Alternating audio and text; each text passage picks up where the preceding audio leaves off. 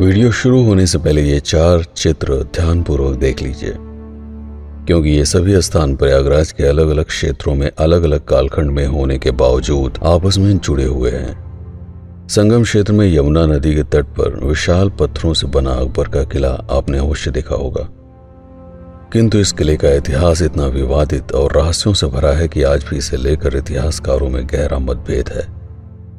100 साल पुराने अंग्रेजों द्वारा प्रकाशित इलाहाबाद गेजेटियर का गहराई से अवलोकन करने के बाद ऐसे बहुत सारे नए एवं विचित्र तथ्य सामने आए जिसे जानकर आप निश्चय ही हैरान हो जाएंगे। क्या कभी आपने इस पर विचार किया है कि अकबर ने आखिर इसी स्थान पर इस किले के निर्माण के बारे में क्यों सोचा? इसका उत्तर जानकर आपको आश्चर्य भी होगा और दुख भी। आज से 1377 साल पहले अर्थात 644 ईस्वी में एक बौद्ध भिक्षु चीनी यात्री वैनसोंग भारत भ्रमण करते हुए राजा हर्षवर्धन के कालखंड में व्यापार एवं धर्म के लिए आयोजित संसार के सबसे विशाल मेले कुंभ का अवलोकन करने हेतु गंगा नदी के मार्ग से संगम क्षेत्र तक पहुंचा। यात्रा के अनुभवों को उसने अपनी पुस्तक सीयूकी में विस्तार पूर्वक लिखा है, जिसमें एक ऐसे कूप का वर्णन है जो नर कंकालों से भरा हुआ था। तो आखिर आज की तारीख में वो कूप कहां पर है और क्या है उसमें नर कंकाल होने का रहस्य? पुराणों के अनुसार संगम क्षेत्र पर एक विशालकाय अक्षयवट नामक वृक्ष था जो आज भी है। रामायण के अनुसार गंगा को पार करने के बाद श्री राम अपने भाई लक्ष्मण और सीता के साथ संगम स्नान के उपरांत एक रात अक्षयवट के नीचे व्यतीत किया। यहीं पर उन्होंने एक शिवलिंग की स्थापना की। कालांतर में वह शिवलिंग भूमि में समा गया और उसी जगह गहरे कूप का निर्माण हुआ। यह कूप पाताल लोक से प्रवाहित सरस्वती नदी के नीर से जलमग्न हो उठा। इसी जलाशय को अकबर ने पत्थरों से पटवाकर पातालपुरी मंदिर का निर्माण करवाया। पर प्रश्न यह है कि एक मुस्लिम होकर हिंदुओं के लिए पातालपुरी मंदिर का निर्माण आखिर अकबर ने किस भावना के वशीभूत होकर करवाया? और क्या चीनी यात्री वैनसोंग ने जिन मानव कंकालों के होने की बात कही थी वह इसी कूप में पाए गए थे? इसका उत्तर बड़ा ही रोचक है। कालांतर में इस गहरे जलाशय को कामकूप के नाम से जाना गया, जिसके बारे में स्थानीय लोगों में यह मान्यता प्रचलित हुई कि कूप में संग्रहित सरस्वती के जल से मोक्ष की प्राप्ति होती है। इस मान्यता ने इतना व्यापक रूप लिया कि यदा कदा लोग अक्षयवट की डालियों पर चढ़कर इस कूप में छलांग लगाकर मोक्ष पाने हेतु आत्महत्या करने लगे। हालांकि राजा हर्षवर्धन ने इसे रोकने का प्रयास किया था, किंतु उसके बावजूद ये आत्महत्या करने का सार्वजनिक स्थान बन चुका था। 1583 में अपनी यात्रा के दौरान जब अकबर इस स्थान पर पहुंचा तो उसने इस कूप का निरीक्षण किया जो मानव कंकालों से भरा हुआ था। उस समय यहाँ के स्थानीय पुजारी ने अकबर की जन्म कुंडली के माध्यम से यह बतलाया कि पिछले जन्म में आप इसी वृक्ष के नीचे मुकुंद ब्रह्मचारी नामक एक तपस्वी थे। भूल से आपने दूध में गाय का बाल निकल लिया था, जो कि गाय हिंदुओं में पूजनीय मानी जाती है। अतः इस पाप से मुक्त होने के लिए आपने इसी कूप में कूदकर मोक्ष प्राप्त किया था। परिणाम स्वरूप आप सम्राट के रूप में जन्म लेकर वापस आए हैं। क्योंकि पिछले जन्म में आप एक प्रयागवासी थे, अतः आपका भाग्य पुनः आपको यहाँ पर खींच लाया है।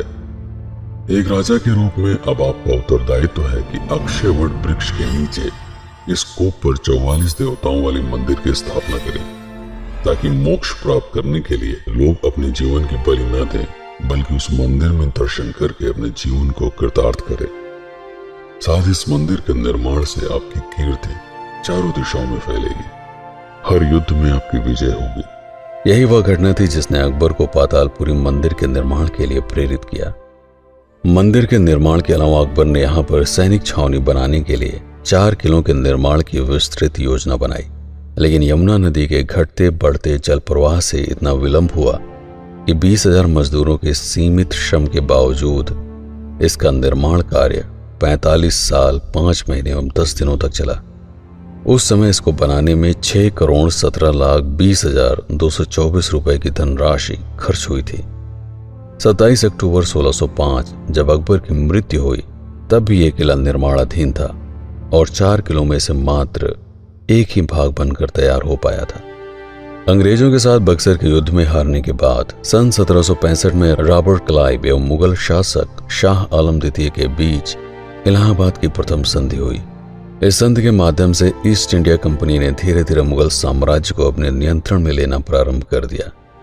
संधि के बाद अंग्रेजी सेना द्वारा इलाहाबाद के किले पर कब्जा कर लिया गया, लेकिन किले की रखरखाव का खर्च इतना अधिक था कि उन्होंने चालाकी से 2 साल बाद ही 50 लाख रुपए में अवध के नवाब शुजाउद्दौला को यह बेच दिया। उसके बाद उनके परपोते शहादत अली खान द्वितीय ने आर्थिक तंगी के चलते 1798 में यह किला दोबारा अंग्रेजों को दे दिया। शीघ्र ही अंग्रेजों ने इस किले को अपनी सैन्य शक्ति बढ़ाने हेतु छावनी में बदलकर यहां पर सुरक्षा एवं युद्ध से जुड़े सभी आयुध संग्रहित कर दिए। भारत की आजादी के बाद वर्तमान में भी भारतीय सेना इस किले को छावनी के रूप में ही प्रयोग करती है। मात्र अक्षय वट एवं पातालपुरी मंदिर के दर्शनों के लिए किले का बाहरी हिस्सा पर्यटकों के लिए खोला गया है।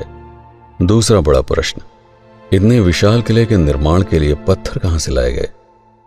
निश्चय ही इतने भीमकाय किले के निर्माण हेतु विशाल स्तर पर पत्थरों को काटकर यमुना नदी के मार्ग से संगम क्षेत्र तक लाना पड़ा होगा। मिर्जापुर की तरफ भी पथरीले चट्टान पाए जाते हैं जिनके द्वारा चुनार के किले का निर्माण किया गया था, किंतु यमुना की उल्टी धारा में भारी भरकम पत्थरों को नाव से ले आना बोझिल काम है। इसके विपरीत शंकरगढ़ की ओर से पत्थरों को यमुना की धारा के साथ कम परिश्रम से शीघ्र लाया जा सकता था। अब प्रश्न ये है कि वो स्थान कहाँ है जहां से इतने बड़े बड़े पत्थर इतनी अधिक मात्रा में काटकर निर्माण स्थल तक लाए गए। यदि आप अकबर के किले से नाव द्वारा यमुना की विपरीत धारा में यात्रा करें तो 18 किलोमीटर बाद भीटा से सटे देवरिया गांव में यमुना नदी के मध्य 60 फीट ऊंचे पत्थरों पर एक विलक्षण मंदिर दिखाई पड़ता है। स्थानीय लोग इन्हें सुजाओं देवता के नाम से पूजते हैं। सबसे विचित्र प्रश्न ये है कि ये रचना किसी इंसान द्वारा की गई है या प्रकृति ने इसे खुद तराशा है। तथ्यों के विश्लेषण से ऐसा ज्ञात होता है कि आज से 400 साल पहले यानी अकबर के किले के निर्माण से पूर्व यह पूरा स्थान बड़े बड़े चट्टानों से भरा हुआ था। इन्हीं चट्टानों के ऊपर हजारों वर्ष प्राचीन एक ऐसा मंदिर था जिसके बारे में यह मान्यता थी कि यमुना को पार करके चित्रकूट जाते समय श्री राम ने यहां पर शिवलिंग का निर्माण किया था। अपनी यात्रा के दौरान राम, लक्ष्मण एवं सीता ने हर उस स्थान पर शिवलिंग की स्थापना की जहां पर उन्होंने एक रात्रि विश्राम किया था।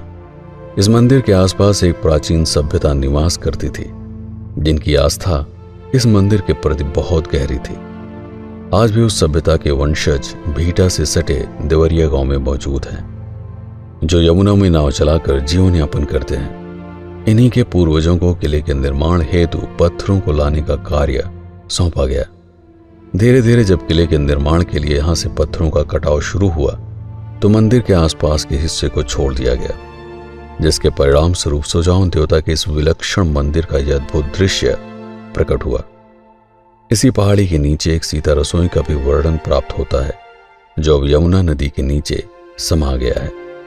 कहा जाता है कि जब इस पहाड़ी पर राम, लक्ष्मण, सीता रात के समय विश्राम कर रहे थे तो एकाएक यमुना का जलस्तर बढ़ने लगा, जिसके कारण उन्हें यहां से लगभग 2 किलोमीटर दूर एक अन्य पहाड़ी में प्राकृतिक रूप से निर्मित गुफा में शरण लेनी पड़ी।